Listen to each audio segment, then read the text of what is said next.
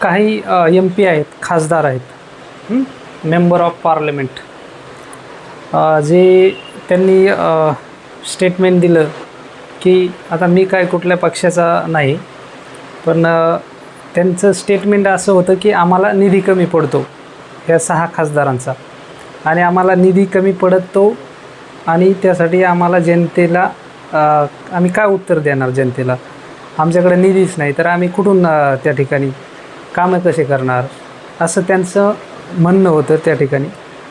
म्हणून आपण त्यांचा निधी किती आला त्यांना आणि त्यांनी किती खर्च केला त्या ठिकाणी आपण बघू. आता भाऊसाहेब वागचौरे शिर्डीचे खासदार आहेत, त्या ठिकाणी त्यांना ॲक्च्युअल निधी आला 14.70 कोटी.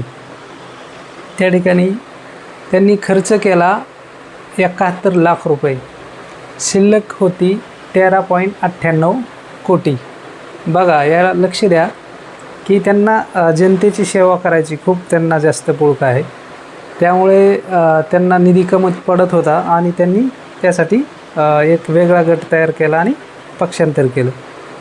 सो त्यानंतर आहे संजय दिना पाटील, ईशान्य मुंबईचे खासदार आहेत, त्यांचा निधी आहे 14.70 कोटी आणि खर्च केला आहे 15.59 लाख, शिल्लक आहे 14.54 कोटी.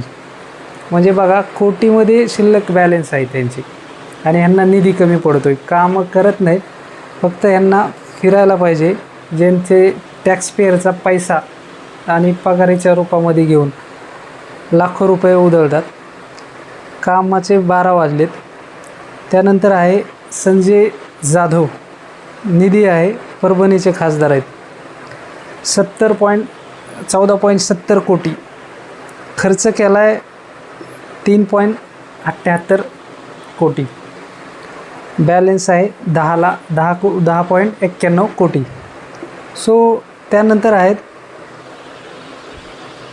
ओमराजे निंबाळकर, धाराशिवचे खासदार, त्यांनी एकदम लास्ट मोमेंटला आपलं स्टेटमेंट दिलं, तोपर्यंत तळ्यात माळ्यात होते, त्यानंतर डिसाईड केलं की आपण योग्य निर्णय घेतला आहे.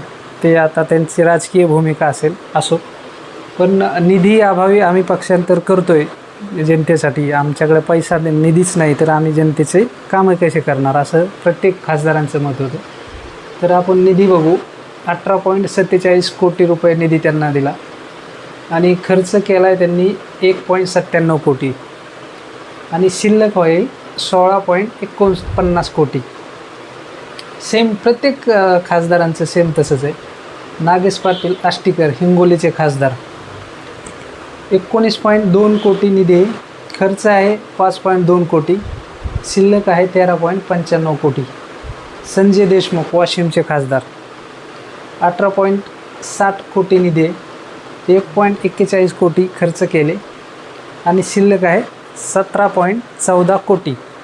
मग आता यांना निधी कमी पडतो का काय वेगळे आणखी निधीपेक्षा वेगळे काही खोके भेटले असतीलच कदाचित, तर त्यामुळे निधीचा अभाव तर दिसत नाही या ठिकाणी.